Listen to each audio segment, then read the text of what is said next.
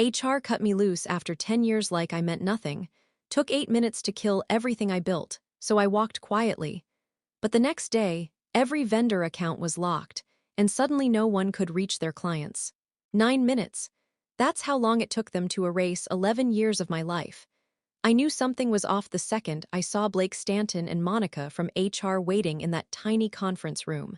Blake, our new COO, had been with the company for barely 2 months, yet he already strutted around like he owned the place. Navy suit, silver watch, fake confidence. Monica sat beside him, clutching her iPad like a shield. "Lydia, thanks for coming on short notice," Blake said, not even pretending to smile. I sat down. The air conditioner blasted cold air onto the back of my neck. He clicked his pen twice before speaking. "After reviewing departmental efficiency, we've determined your position is redundant." The word hit me like a slap. "Redundant?" Monica jumped in quickly. "Your role's being eliminated. Effective immediately." Her tone was soft but rehearsed. I blinked. "I manage every external certification we hold. That's not redundant." Blake didn't flinch.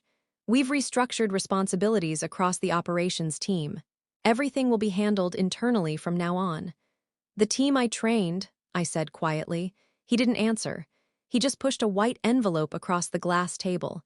"Here's your severance package, 2 weeks per year of service. 22 weeks total. 22 weeks for 11 years. I stared at the badge clipped to my blouse, the same one I'd worn through every night shift, every deadline, every system crash I'd fixed when no one else could. I unclipped it and set it on the table. It landed with a dull, plastic sound that felt final. "Can we get your laptop and keycard before you leave?" Monica asked gently. I stood without a word. No one in the hallway met my eyes as I walked back to my desk. My assistant, Renee, looked up, eyes wide. "Lydia, what the hell is happening?" "They're eliminating my position," I said flatly. "They can't just— apparently they can." I packed nothing except my framed certification and my worn gray cardigan. Everything else stayed. By the time I got to the parking lot, I felt hollow. Not angry, not sad, just erased. That night, I silenced my phone and poured myself a drink.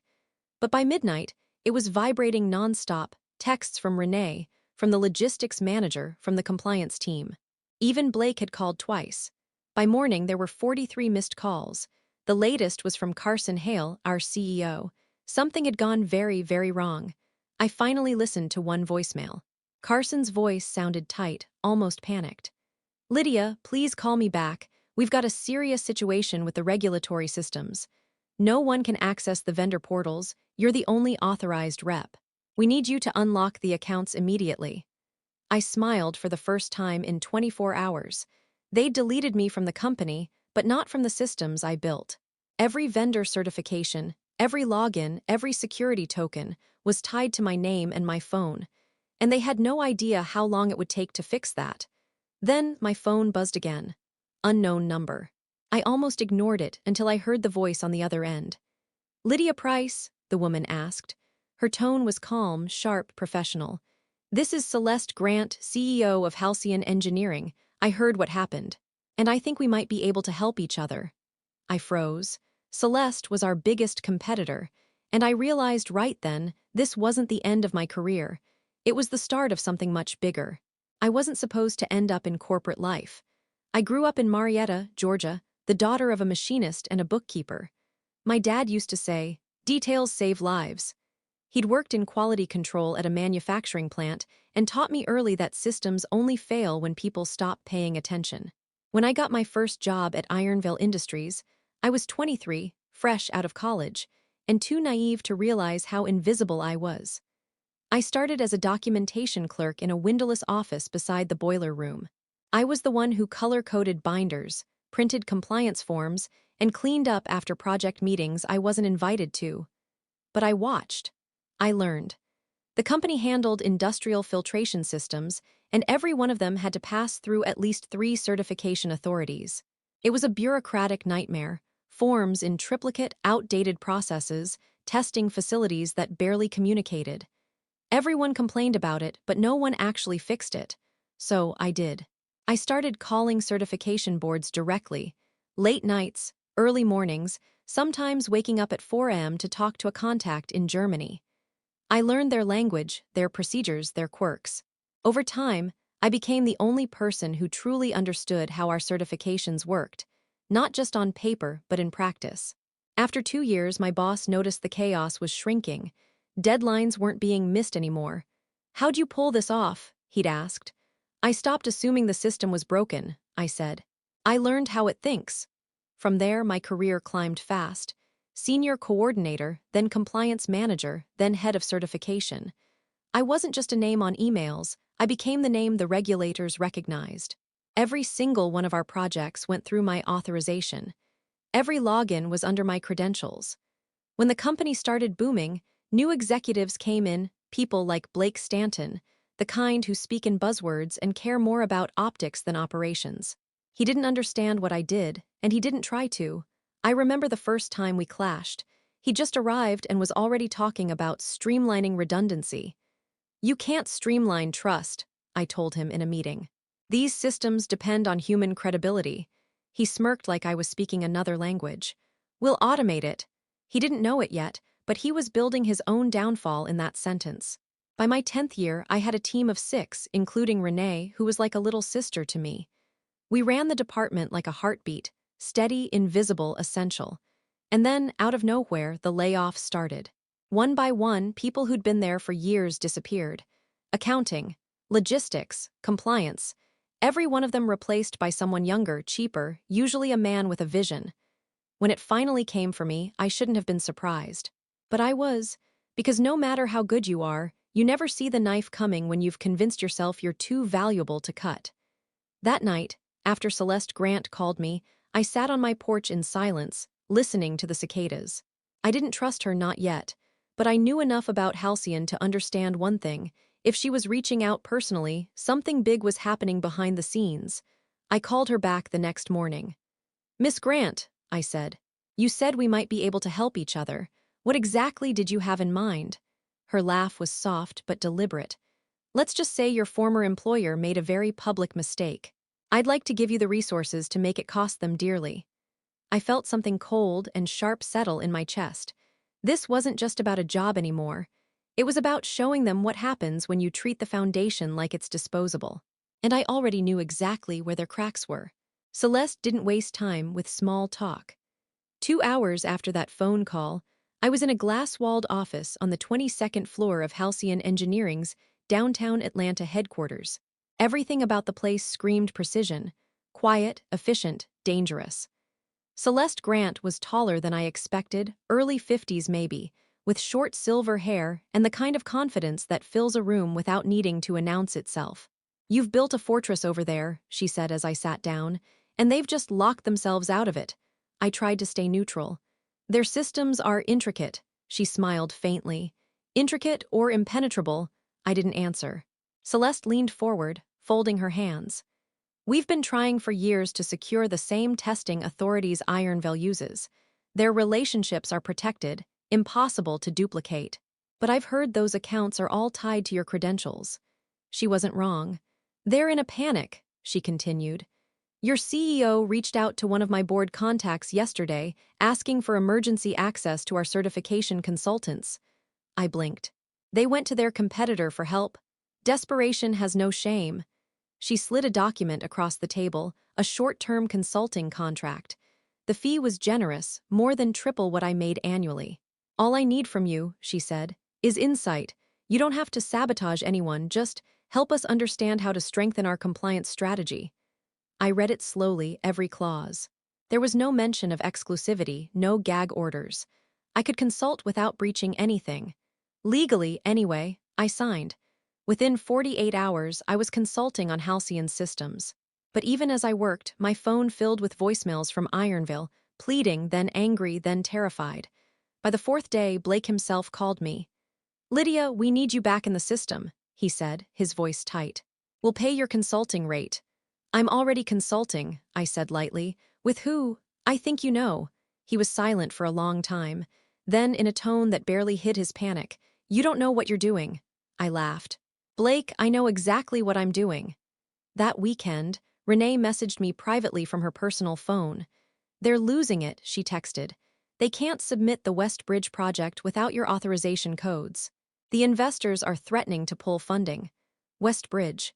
That was a $42 million contract. If they missed the certification deadline, Ironville would bleed money and reputation.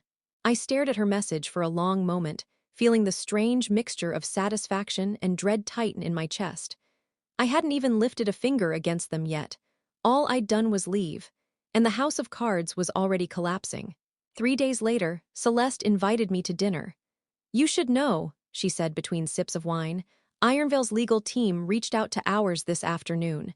They're claiming you intentionally withheld access credentials." My fork froze halfway to my mouth. "That's not true." "I know," she said calmly, "but they're panicking. Desperate people do stupid things." "What did you tell them?" "That we'd hired you as a consultant for unrelated work." I nodded, still processing. "They're trying to scare me." Celeste leaned in slightly. "Let them try. They think they're fighting to recover access. What they don't realize is that they're already losing their reputation." She smiled, slow, deliberate. "I can help you make sure they never recover it." There was something about her tone, too smooth, too knowing, that sent a flicker of unease through me. I thought she was just another CEO taking advantage of an opportunity.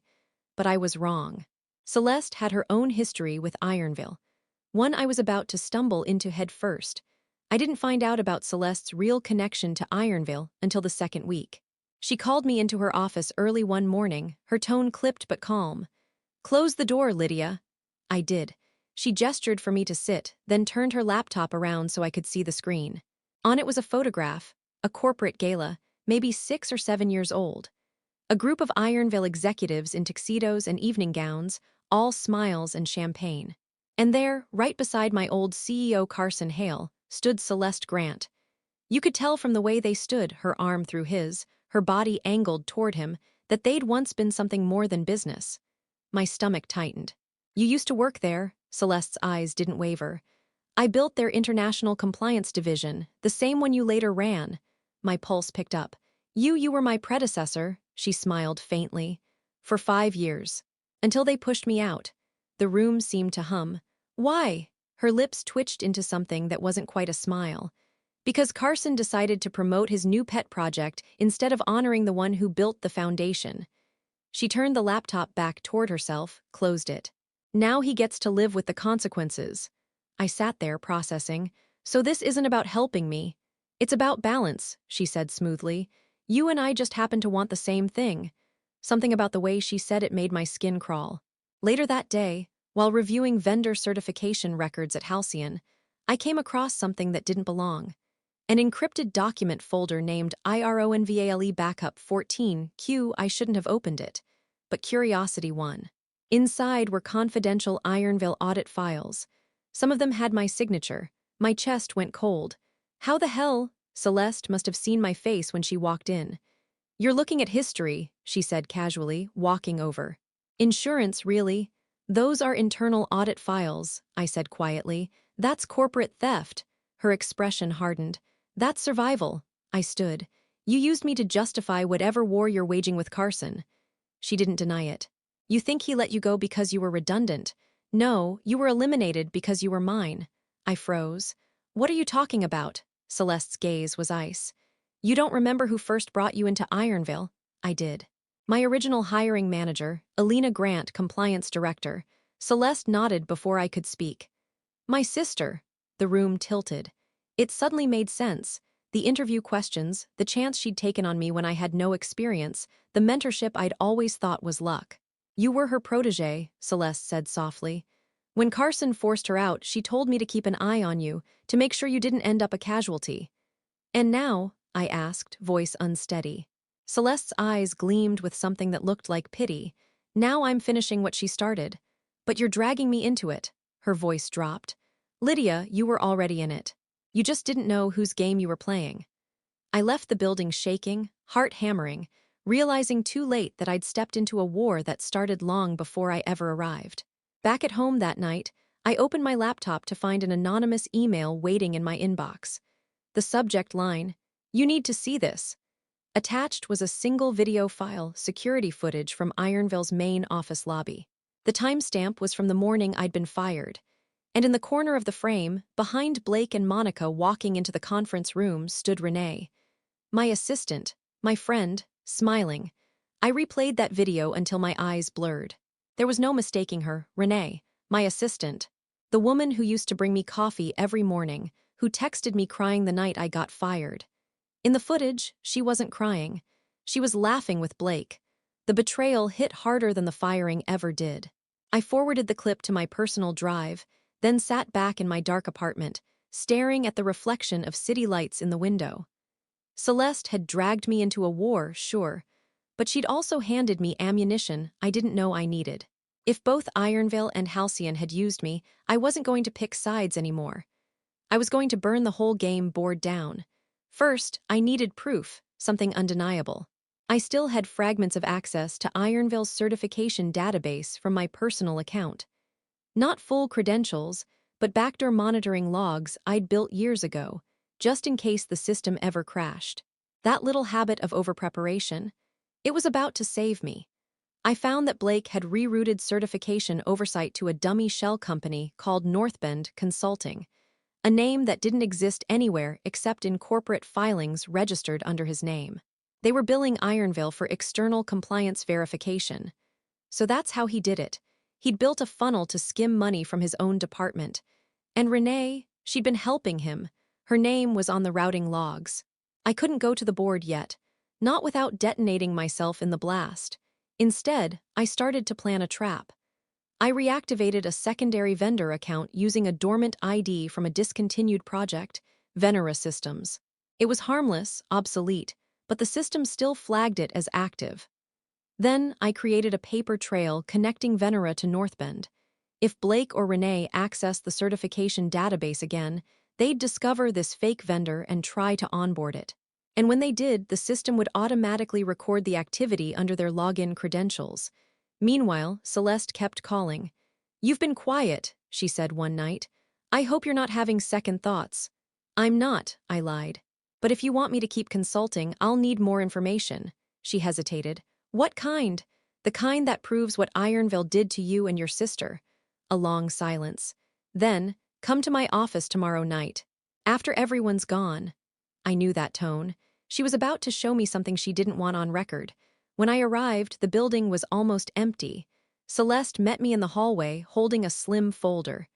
"This stays between us," she said. Inside were copies of email chains between Carson and the Ironville board, plans to dissolve the entire compliance division years ago. But that wasn't the shocking part.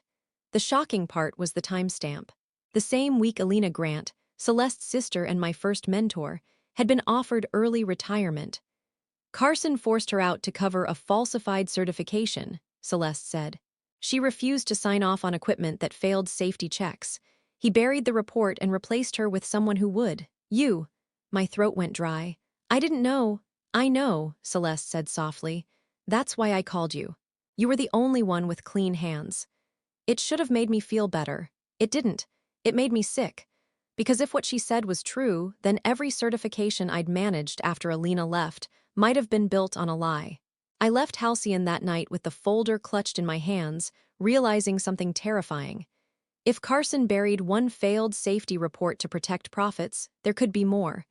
And if I could find them, really find them, he'd be finished. But the real danger wasn't Carson anymore. It was Celeste, because she'd just given me the perfect weapon, and she knew I'd be tempted to use it. 3 days after I set the trap, it finally tripped. I woke to a flood of security alerts from my hidden monitoring dashboard, 3 unauthorized attempts to access the dormant Venera Systems account. The IP address matched Ironvale's internal network. It worked. Blake had taken the bait, but when I checked the detailed access logs, my stomach dropped.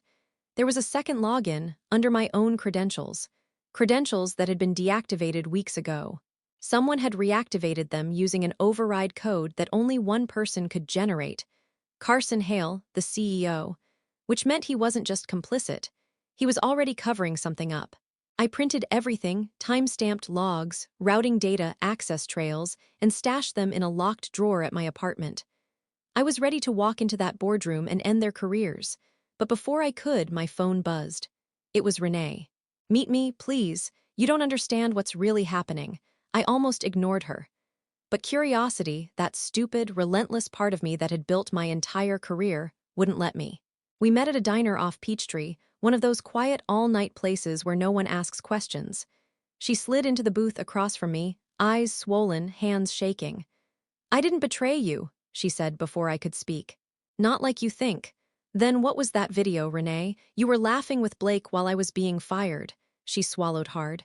"Because I thought you knew." "Knew what?" "That you were about to be investigated. Blake said you'd been moving vendor funds into unregistered accounts. He showed us proof. Said he'd confronted you and you refused to explain." My breath caught. "He forged it." "I figured that out too late," she whispered. "When I saw your name show up on that vendor access log last week." I froze. "You were the second login," she nodded. "I was trying to trace what he was doing, but then Carson found out and," she stopped. "And what?" She looked down. "He's deleting the audit files, all of them, every failed certification your system flagged in the last 6 years." The floor felt like it tilted beneath me. "He's destroying evidence." She nodded, tears spilling now. "He's meeting with federal inspectors next week. He wants a clean slate before they arrive. He's planning to blame you." I sat back, feeling everything inside me go cold. This wasn't just corporate sabotage anymore. It was a cover-up, the kind that could ruin me permanently or worse, send me to prison. "Why are you telling me this now?" I asked quietly. "Because Celeste reached out to me too," she said, "and she's not helping you. She's using you to bring the company down publicly so she can buy Ironville's contracts cheap after the fallout." It hit me like a gut punch. "She planned this from the start." Renee nodded miserably. "You're both leverage. She wants Carson destroyed, and you're the perfect weapon to do it." I stared at the table, everything blurring into noise. The neon flicker outside, the buzz of the refrigerator, the pounding of my own heartbeat. So that was the game. Celeste had built the board. Carson had filled it with lies, and I was the queen both sides were trying to sacrifice. When I finally spoke, my voice sounded calm, almost detached. "Then we burn both of them." Renee looked up, startled. "I need access to Ironville's offsite archives," I said. "If Carson's deleting files, there'll still be backups there, everything he thinks he's erased." She hesitated, then nodded. "I can get us in, but we have to do it before Friday." "Friday? That's when the inspectors arrive." I exhaled slowly, already picturing what needed to be done.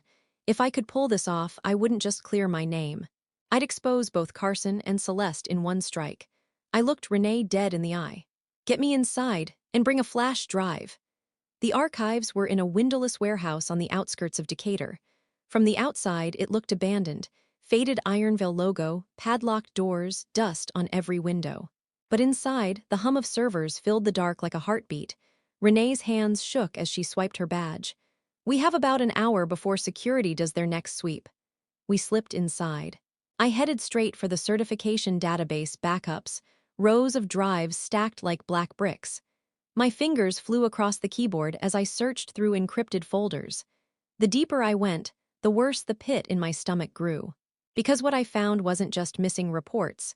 It was altered ones. Every approved certification for the last 6 years had 2 versions, one legitimate, one falsified. The falsified versions showed clean test results for filtration systems that had failed inspection. Systems that were already installed in plants across the country. Hundreds of them. "Renee," my voice broke. "These filters, they're leaking toxic effluent. This isn't just fraud, this is criminal negligence." Renee went pale. "Oh my God." Then I found the file that stopped me cold. Project Vesta, a joint development between Ironville and a smaller company that had gone bankrupt 2 years earlier after an equipment malfunction, killed 3 workers in Alabama. The cause had never been released. The certification document was dated 3 days before the explosion. It was signed by Carson Hale. But the field-labeled reviewer, the one where a second signature should have been, had been digitally erased. Only a trace remained in the metadata. A name, Celeste Grant. I just stared at the screen, feeling like the air had been sucked out of the room. Celeste hadn't been a victim of Carson's corruption. She'd been part of it. She and Carson had approved faulty equipment to meet a government deadline, and when the system failed and people died, they'd buried the evidence, then buried each other's careers to survive. She started Halcyon using Ironville's stolen technology. He stayed behind and rebuilt his empire on falsified safety records. I felt sick. They both did this. Renee's voice trembled. And now they're trying to erase the proof before anyone finds out. No, I said, shaking my head. They're trying to erase us. I copied everything, every falsified report, every email chain, every metadata trace, onto 2 separate encrypted drives. One for me, one for insurance. The building alarm chirped softly. 30 minutes left before the sweep. Renee backed up the rest of the logs while I scanned the remaining drives. And then I saw it. A recent deletion Q marked emergency purge authorization Hale Grant protocol. She was still in the system. Celeste's ID. She's deleting files right now, I whispered. She's watching us. The monitors flickered. The cursor moved on its own, lines of code flying across the screen as if someone remote-controlled the system. Celeste's signature appeared at the bottom of the terminal. Remote access, Grant CG. And then a single message blinked onto the screen. Lydia, don't make this harder than it needs to be. I froze. She knew we were here. Renee grabbed my arm. We have to go. I yanked the flash drive free, stuffed it in my pocket, and ran. By the time we reached the exit, headlights swept across the lot, 2 security SUVs pulling in fast. We ducked behind a loading dock, hearts pounding. I could hear the guards shouting into radios, the metallic click of flashlights snapping on. Renee looked at me, terrified. What do we do? I took a slow, steady breath. We finish this. Because now I understood the real reason behind everything. Why Carson fired me, why Celeste wanted me close, why both of them were desperate to wipe the system. The certifications weren't just business. They were death warrants dressed as documents, and both of them had signed their names to murder. We drove through the night, the flash drives burning holes in my pocket. Renee was silent, white-knuckled behind the wheel. Neither of us spoke until we crossed the city line back into Atlanta. This isn't just about them anymore, she said finally. You saw those files, people died. I know, I said. And we're not letting them bury it again. By dawn, we were at my apartment. I backed up the drives 3 times, one in the cloud, one hidden on an encrypted SD card, and one mailed overnight to an investigative journalist I knew from college, Elijah Cross, now working at the Atlanta Ledger. I didn't tell Renee his name. The less she knew, the safer she'd be. By noon, I called Ironville headquarters. Carson answered on the second ring. His voice was smooth, almost relieved. Lydia, finally. We've been trying to reach you. I know, I said evenly. You wanted to discuss my supposed misconduct. He hesitated. Let's not make this adversarial. We can still fix things. I laughed quietly. Fix things. Carson, there are forged certifications tied to fatal accidents. And you signed them. His silence stretched. Then, in a colder tone, you don't know what you're talking about. Oh, I do, and so will every regulator, journalist, and attorney in the state by the end of the day. You'll ruin yourself, he snapped. You were part of this company. I was, I said, until I realized what you really built it on. Then I hung up. Within hours, everything unraveled. The Ledger published the full exposé, forged certifications, deleted audits, falsified safety reports. They even traced the original signatures back to both Carson Hale and Celeste Grant. By the next morning, the SEC had frozen Ironville's assets, federal inspectors had raided Halcyon's offices, and every network in Atlanta was running the same headline. Corporate cover-up exposed, 2 CEOs under federal investigation. Carson was arrested within days for fraud and obstruction. Celeste denied everything until Elijah's team uncovered the metadata logs from the night. She tried to erase the files, her digital fingerprint sealing her fate. Renee and I watched the news together in silence. When Carson's mugshot flashed across the screen, she whispered, "We did it." "No," I said quietly. "We just told the truth." I didn't go back to corporate life. I took the settlement money I'd saved and started a compliance consultancy for small manufacturers, the kind who couldn't afford corruption. Renee joined me a few months later. We kept it small, honest, and quiet. One afternoon, months later, a letter arrived in my mailbox with no return address. Inside was a single sentence typed on plain paper. You didn't win, you just survived. No signature, but I recognized the font. Celeste's. I burned it over the kitchen sink. That night, as I sat by the window overlooking the city, I thought about everything that had happened, the lies, the ambition, the greed. They'd spent their lives chasing power. And in the end, power had devoured them. Me, I just wanted peace. So I poured myself a drink, turned my phone off, and whispered the words I'd waited a long time to say. I wasn't redundant. I was the system. Then I smiled, the small, quiet kind you give yourself when you know the war is finally over.